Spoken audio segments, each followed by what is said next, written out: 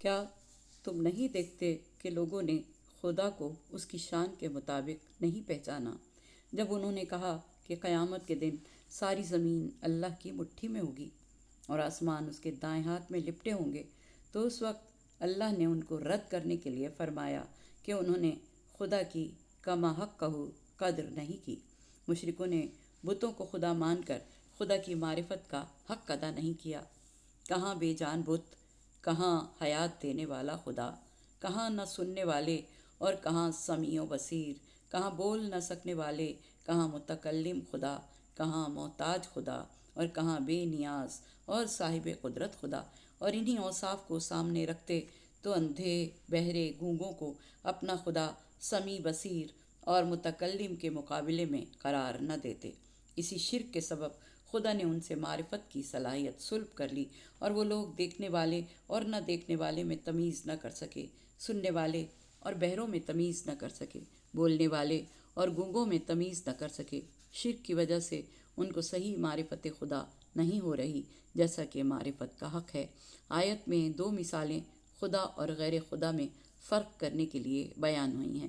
Number 1، قیامت کے دن تمام زمین اس کے قبضے میں ہوگی، اور نمبر 2، آسمان اس کے دائیں ہاتھ میں لپٹے ہوں گے۔ قبضے کا لفظ وہاں استعمال ہوتا ہے جہاں کوئی چیز کسی کی مٹھی میں ہو، یعنی وہ اس چیز کا مالک ہو، یعنی آسمانوں اور زمینوں کا کل اختیار اسی رب رحیم کے پاس ہے، نہ کہ یہ بت جو کسی بھی طرح قادر نہیں۔ شرک کی حالت میں خدا کی معرفت کا حق ادا نہیں ہو سکتا، کیونکہ شرک اور توحید آپس میں ایک دوسرے کی ضد ہیں۔ لیکن کیا مومن خدا کی شایان شان معرفت حاصل کر سکتا ہے؟ جبکہ سردار انبیاء صلی اللہ علیہ وآلہ وسلم فرما رہے ہیں کہ خدا کی معرفت کا حق ادا نہیں ہو سکتا۔ آپ فرماتے ہیں کہ ہم نے تجھے ایسا نہیں پہچانا جیسا کہ تیری معرفت کا حق ہے، اور ہم نے ایسے عبادت نہیں کی جیسے کہ تیری عبادت کا حق ہے۔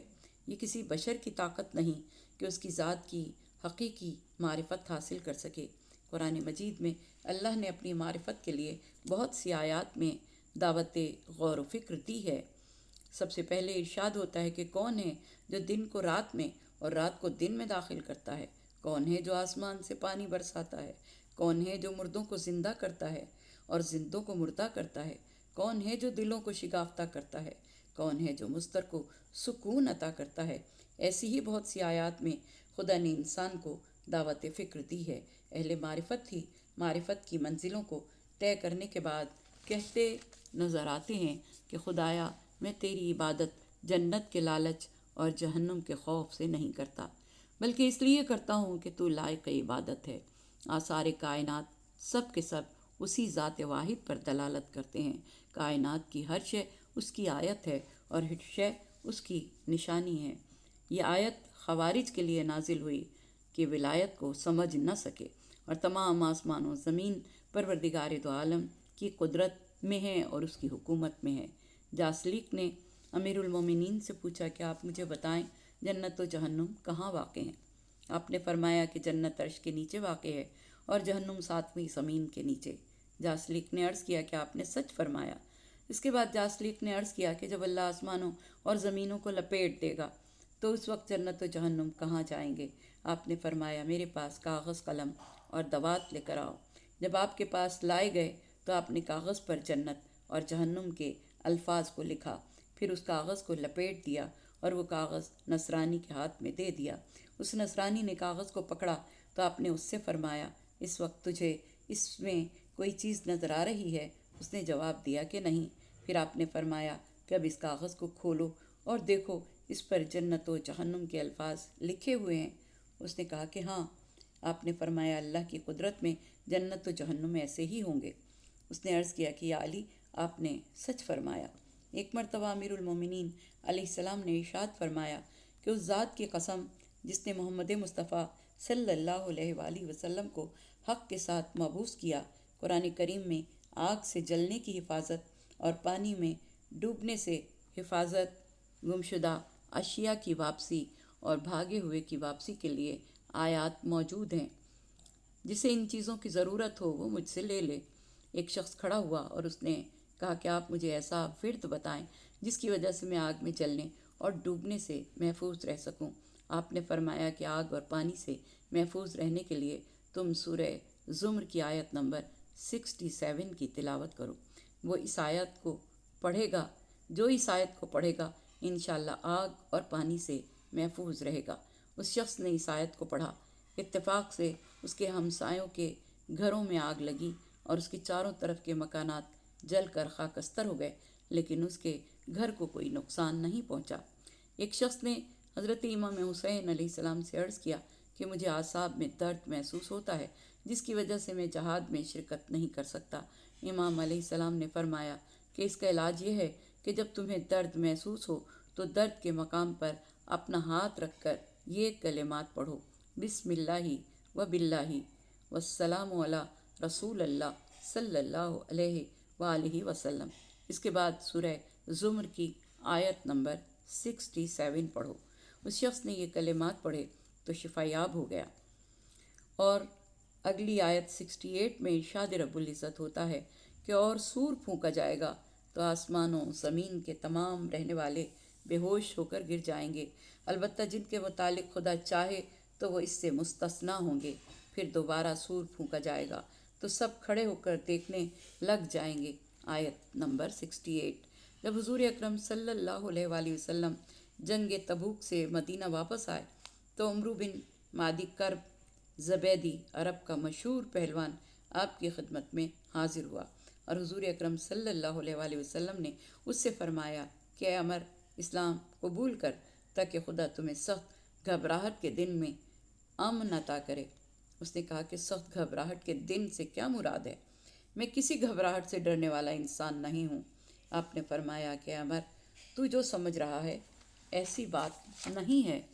ایک زوردار چیخ بلند ہوگی جس سے تمام مردے اٹھ بیٹھیں گے اور تمام زندہ افراد مر جائیں گے۔ اللہ جنہیں چاہے گا زندہ رکھنا چاہے گا، انہیں خدا زندہ رکھے گا اور وہ اس سے مستثنیٰ ہوں گے۔ پھر ایک اور چیخ بلند ہوگی جس سے تمام مردے اٹھ بیٹھیں گے اور سب کی قطاریں بن جائیں گی۔ ہر ذی روح کا دل حلق تک آ جائے گا، آسمان پھٹ جائے گا، پہاڑ ریزہ ریزہ ہو جائیں گے، دوزخ سے پہاڑوں کے برابر انگارے نکل رہے ہوں گے اور ہر شخص کی عقل چکرا جائے گی۔ ہر شخص اپنے گناہوں کو یاد کرے گا اور ہر جان کو اپنی ہی پڑی ہوگی۔ اس وقت تمہارا کیا حال ہوگا؟ عمر نے کہا، میں ایک عظیم امر سن رہا ہوں۔ پھر اس نے اسلام قبول کیا۔ آپ کے ساتھ اس کی قوم کے افراد نے بھی اسلام قبول کیا اور پھر وہ اپنے وطن کو لوٹ گئے۔ امام زین العابدین علیہ السلام سے پوچھا گیا کہ سور کیسے پھونکا جائے گا؟ آپ علیہ السلام نے فرمایا کہ پہلے سور کے وقت اللہ تعالیٰ اسرافیل کو حکم دے گا تو وہ سور لے کر دنیا کی طرف اترے گا۔ سور کے 2 سرے ہوں گے، ایک سرے سے دوسرے سرے کے درمیان زمین و آسمان کا فاصلہ ہوگا۔ جب ملائکہ دیکھیں گے کہ اسرافیل علیہ السلام سور لے کر دنیا میں چلا گیا ہے تو وہ کہیں گے کہ معلوم ہوتا ہے کہ اللہ نے اہل زمین کی موت کا فیصلہ کر دیا ہے اور اس کے ساتھ اہل آسمان کی موت کا بھی فیصلہ کر دیا ہے۔ اسرافیل سور لے کر بیت المقدس اتریں گے اور ان کا رخ کعبے کی طرف ہوگا۔ جب اہل زمین انہیں دیکھیں گے تو کہیں گے کہ اب اللہ نے اہل زمین کی موت کا فیصلہ کر دیا ہے۔ اسرافیل علیہ السلام سور پھونکیں گے، سور کی آواز زمین کی طرف والے سرے سے برآمد ہوگی اور اس کے بعد تمام جاندار بے ہوش ہو کر مر جائیں گے۔ پھر سور کی آواز آسمان کی طرف والے سرے سے برآمد ہوگی اور تمام آسمانی مخلوق بے ہوش ہو کر مر جائے گی، صرف اسرافیل علیہ السلام زندہ ہوں گے۔